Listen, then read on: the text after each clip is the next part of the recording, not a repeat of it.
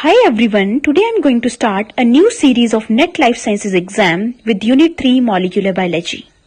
जैसे कि हमने देखा है कि मॉलिक्यूलर बायोलॉजी से 35 से 40 मार्क्स तक के क्वेश्चंस जो हैं वो net CSIR life sciences exam में आते हैं। तो हम कुछ इस तरीके से टॉपिक्स को करेंगे कि हम ऑलमोस्ट उसके सारे क्वेश्चंस को अटेम्प्ट कर सकें। So my first topic is DNA replication in prokaryotes. Basically DNA replication है क्या? It is a biological process occur in all living organism, mainly the process in which daughter DNA are synthesized using the parental DNA as a template. ये एक parental DNA है, जब ये replicate करेगा तो ये इस तरीके से डॉटर डीएनए बनाएगा। What are the characteristics of replication? First is semi-conservative replication, second is semi-discontinuous and third is bidirectional replication. ये सभी characteristics हम डिटेल में वन बाय वन पढ़ेंगे। डीएनए रेप्लिकेशन के तीन प्रपोज्ड मॉडल हैं। फर्स्ट है semi conservative replication, second is conservative replication and third is dispersive replication. तो सबसे पहले हम बात करेंगे कंजर्वेटिव मोड ऑफ रेप्लिकेशन। ये एक पेरेंटल डीएनए है, जब ये रेप्लिकेट करेगा तो एक डॉटर सेल में एज सच पूरे के पूरे पेरेंट के डीएनए के स्ट्रैंड्स आ जाएंगे और दूसरे डॉटर सेल में बिल्कुल न्यू स्ट्रैंड्स आएंगे। तो एक डॉटर सेल में पूरे के पूरे पेरेंट के इंफॉर्मेशन के कंजर्व होने की वजह से इसे कंजर्वेटिव मोड ऑफ रेप्लिकेशन बोलते हैं। Second is semi conservative mode of replication. इसमें ये एक पेरेंटल डीएनए है, जब ये रेप्लिकेट करेगा तो इसमें एक डॉटर सेल में एक स्ट्रैंड बिल्कुल पेरेंटल रहेगा और एक स्ट्रैंड बिल्कुल न्यू होगा। इसमें हाफ इंफॉर्मेशन कंजर्व हुई है। उसी तरह से सेकंड डॉटर सेल में भी एक स्ट्रैंड बिल्कुल न्यू होगा और एक स्ट्रैंड बिल्कुल पेरेंटल होगा। तो इसमें सिर्फ पेरेंट की हाफ इंफॉर्मेशन ही कंजर्व हुई है, इसलिए इसे semi conservative mode of replication बोलेंगे। Now third is dispersive mode of replication. अब इसमें आप देखिए ये एक पेरेंटल डीएनए है, जब ये रेप्लिकेट करेगा तो आप इसमें देखेंगे डॉटर सेल में पूरी इंफॉर्मेशन जो है वो डिस्पर्स हो चुकी है, ना वो कंप्लीटली पेरेंटल रह पा रहा है और ना ही वो कंप्लीटली न्यू बन पा रहा है। तो इस तरीके से इंफॉर्मेशन के डिस्पर्स होने की वजह से इसे डिस्पर्सिव मोड ऑफ रेप्लिकेशन बोलते हैं। इन तीनों ही मॉडल्स को हम थोड़ा अच्छे से देखते हैं क्योंकि इसमें से कई बार क्वेश्चन जो है वो नेट के पेपर में आ चुके हैं। Look at this diagram.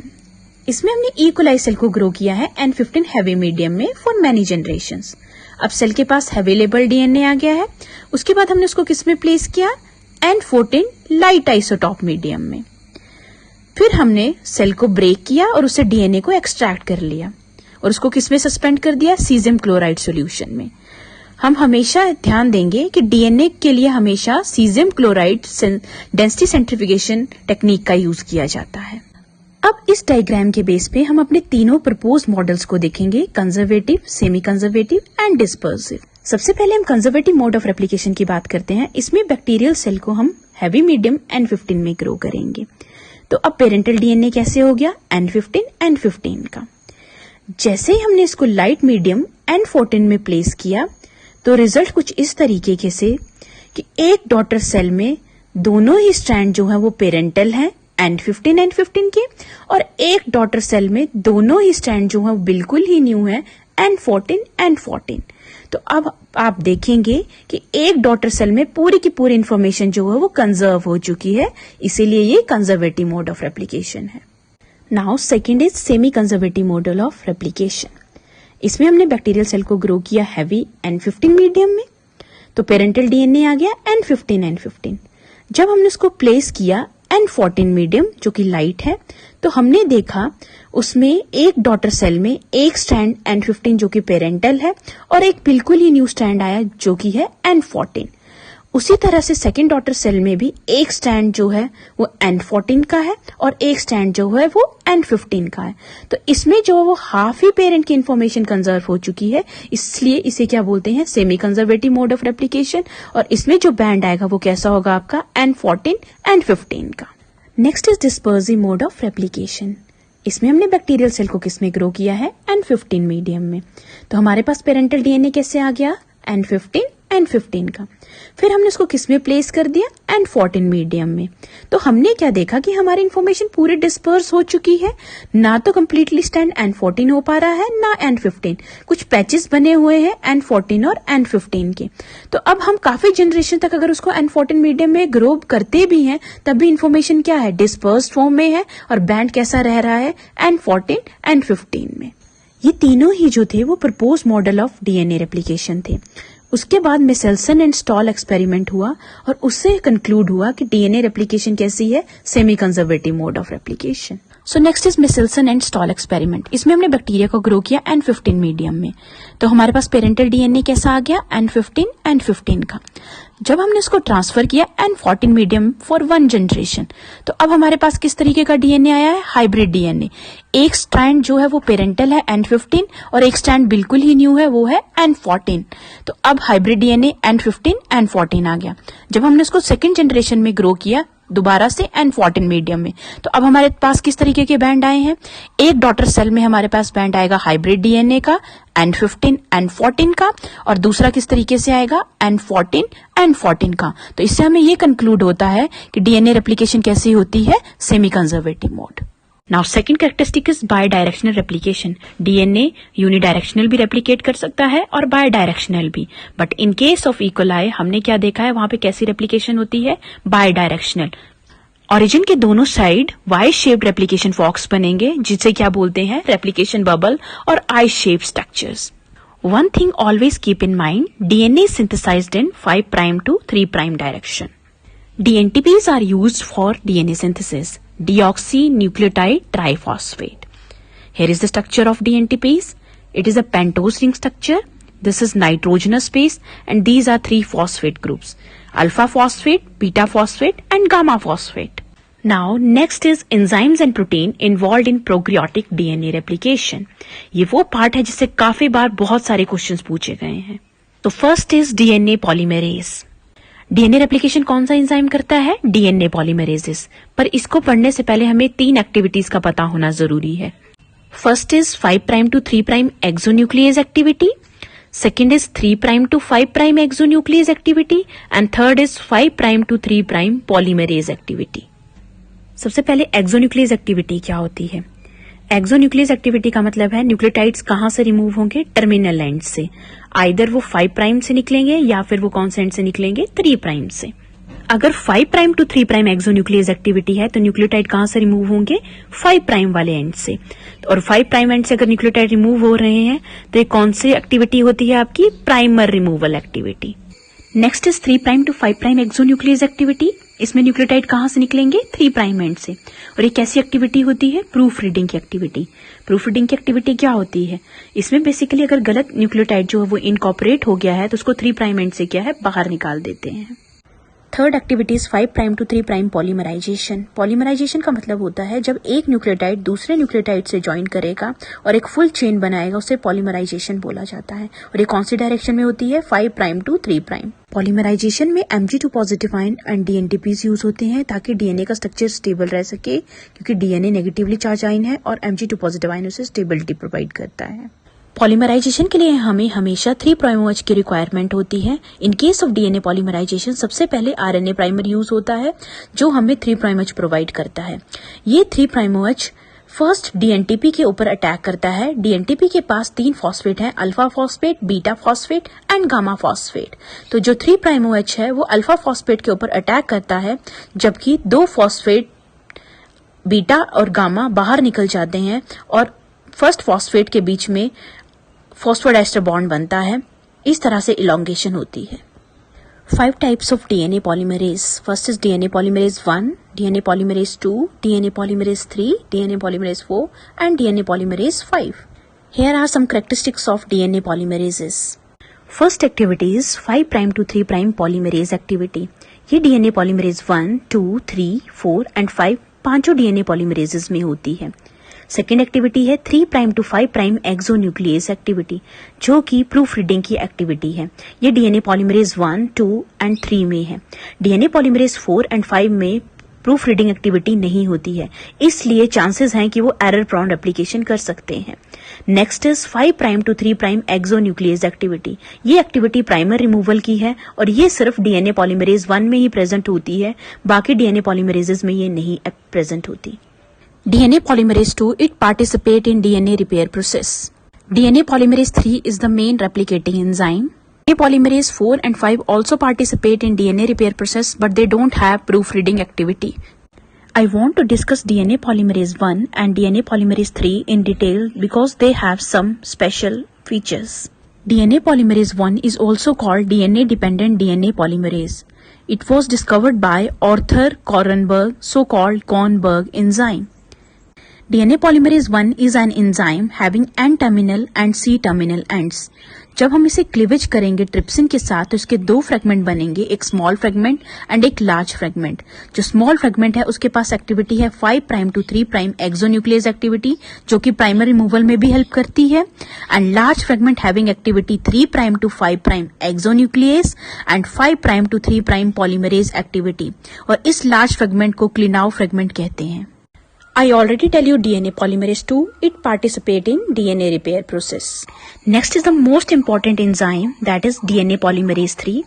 It is the main replicating enzyme which is a multi-enzyme complex and involved in elongation of DNA.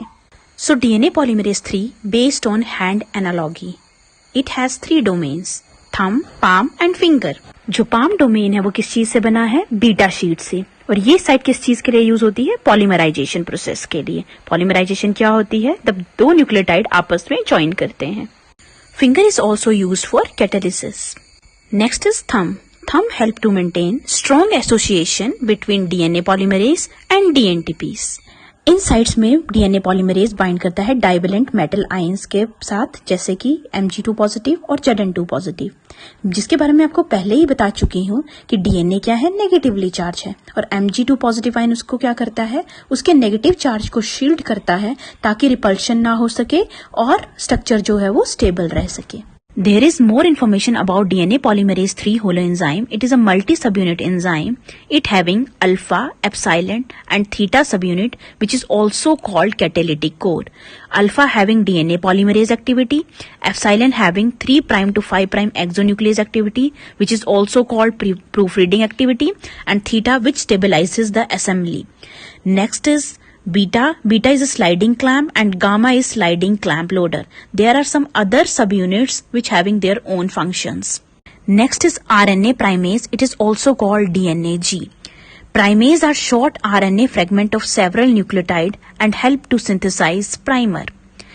Primer की हेल्प हमें क्यों चाहिए होती है? क्योंकि ये हमें 3' OH ग्रुप प्रोवाइड करता है जो डीएनटीपी के अल्फा फॉस्फेट के ऊपर अटैक करता है और 2 पायरोफॉस्फेट को बाहर निकाल देता है, that is beta and gamma, और अल्फा फॉस्फेट के बीच में फॉस्फोडाइस्टर बॉन्ड बनता है। Next is DNA helicases. DNA helicase is also called DNA B protein. Double standard DNA को ये क्या करते हैं? सिंगल स्टैंड में कन्वर्ट करते हैं, और उनको इस काम के लिए एटीपी की रिक्वायरमेंट होती है। जो मेन स्टैंड है उसको कौन ओपन करता है? आपका डीएनए बी प्रोटीन। और ओरिजिन को कौन ओपन करता है? आपका डीएनए ए प्रोटीन। और हेलिकेज लोडर का काम कौन करते हैं? DNA C. Next is single standard binding protein. जब हेलिकेज डबल स्टैंडर्ड डीएनए को सिंगल स्टैंड में कन्वर्ट करता है तो ये उसकी रीबाइंडिंग को रोकते हैं।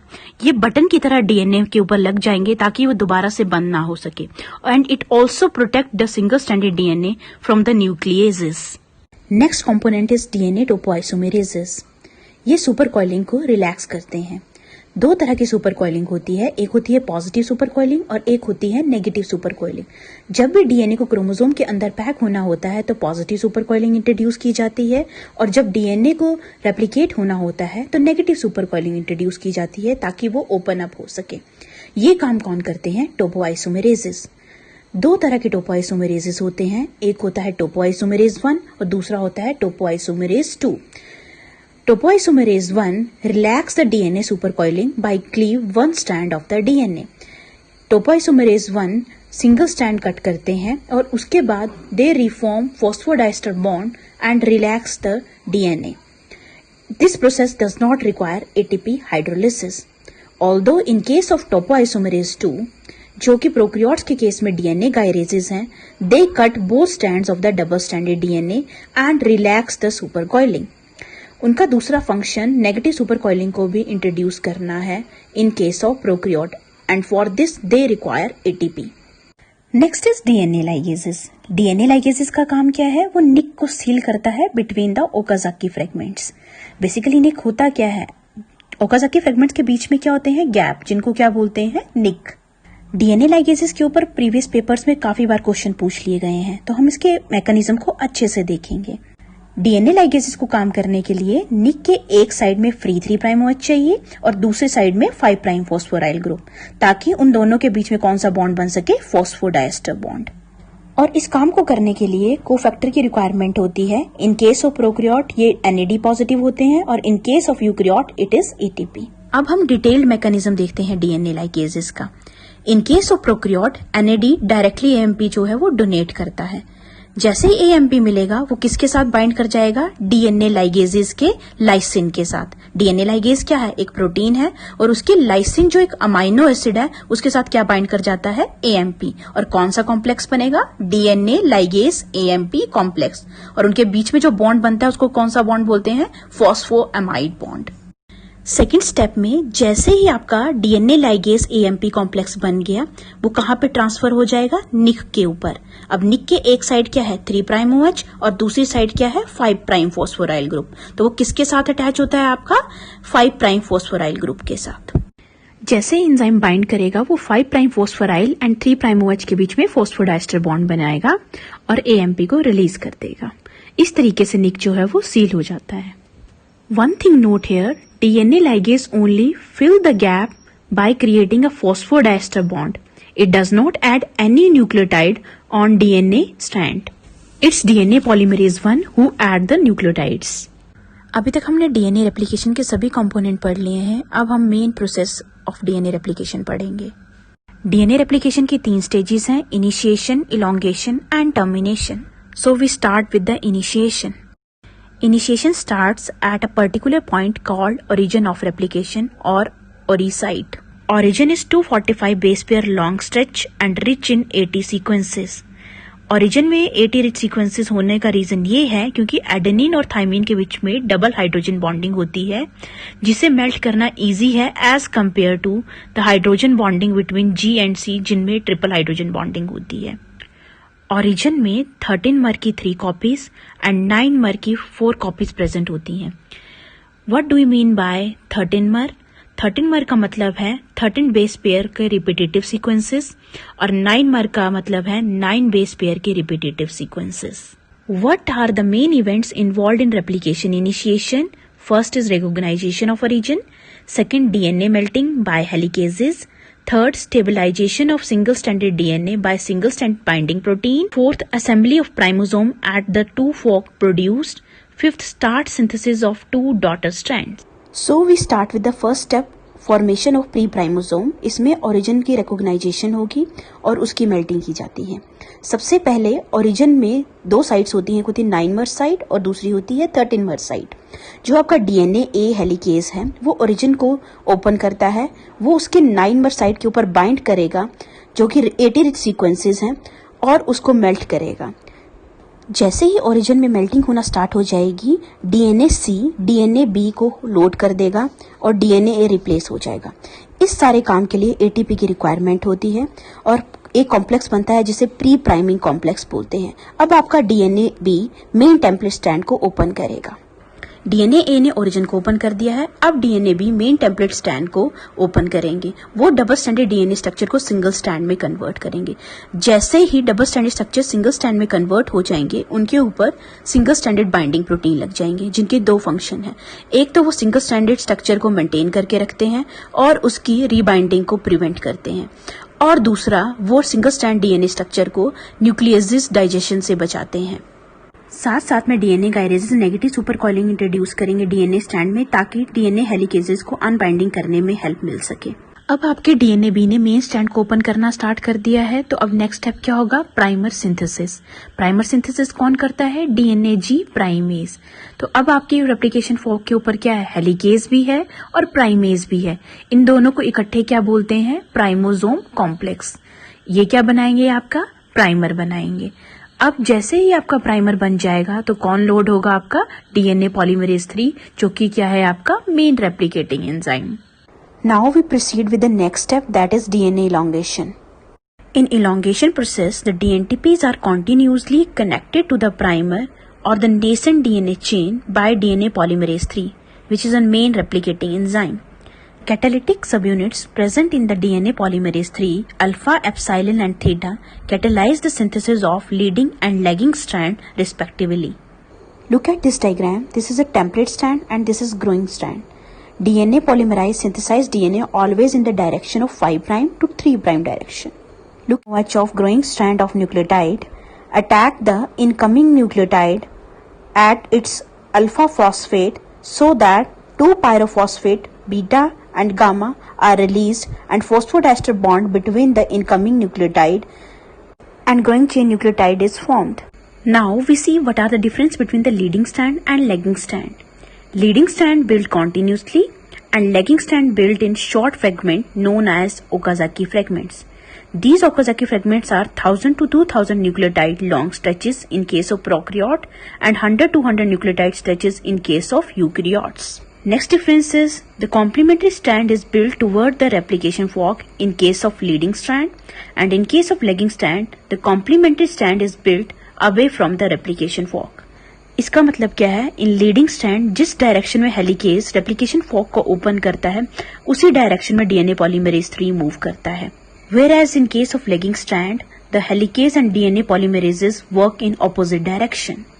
Third difference is, in case of leading strand, single RNA primer is required, whereas in case of lagging strand, multiple RNA primers are added. In case of lagging strand, the gaps are filled between the Okazaki fragment by DNA polymerase 1 and DNA ligases. The last step in DNA elongation is primer removal. RNA primer is removed by the 5' to 3' exonuclease activity of DNA polymerase 1, and the gaps are filled with its 5' to 3' polymerase activity. Then nick is sealed by DNA ligases.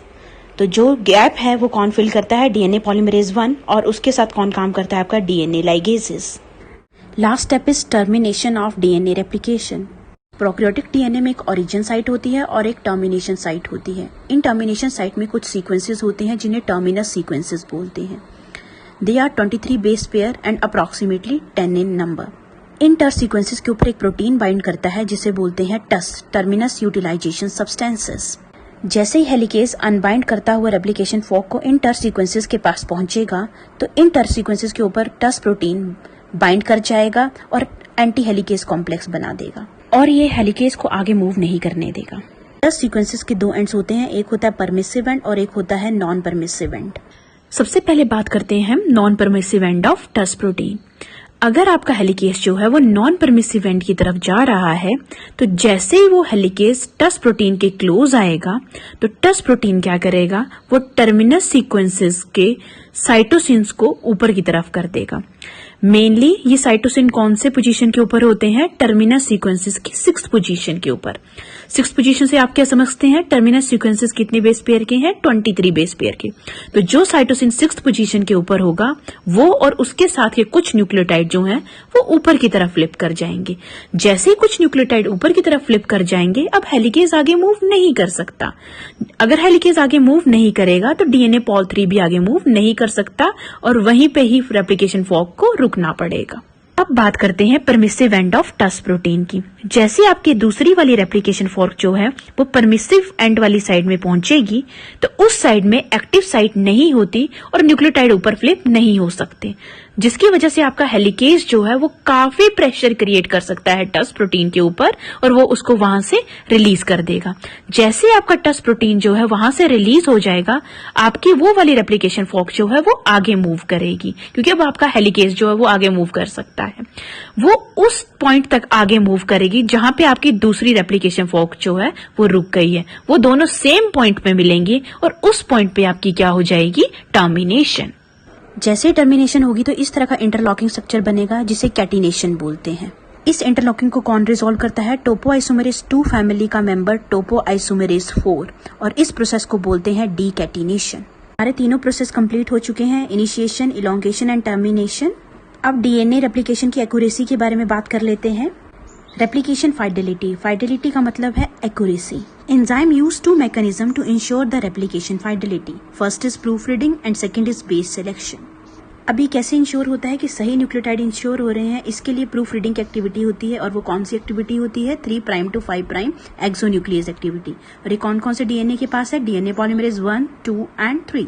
दूसरी proof reading है kinetic proof reading. इसमें DNA polymerase monitor करता है कि जो incoming nucleotide आ रहे हैं उनमें ए और टी और जी और सी की आपस में बेस पेयरिंग हो सके और करेक्ट न्यूक्लियोटाइड जो हो वो इनकॉर्पोरेट हो सके। ये कैसे होता है आप इस डायग्राम में देखिए। जैसे ही आपकी ए और टी के बीच में करेक्ट बेस पेयरिंग हो रही है तो जो प्राइमर का 3' OH है वो टी के अल्फा फॉस्फेट के ऊपर अटैक करेगा और 2 फॉस्फेट बीटा और गामा को रिलीज करके वहां पे क्या बना देगा, आपका फॉस्फोडाइस्टर बॉन्ड बना देगा।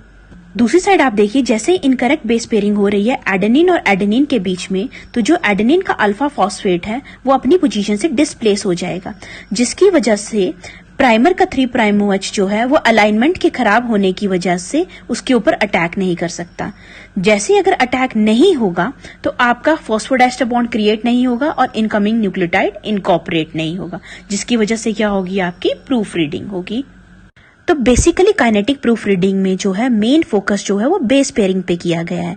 अगर सही बेस पेयरिंग हो रही है तभी आपका न्यूक्लियोटाइड जो है वो इनकॉर्पोरेट होगा।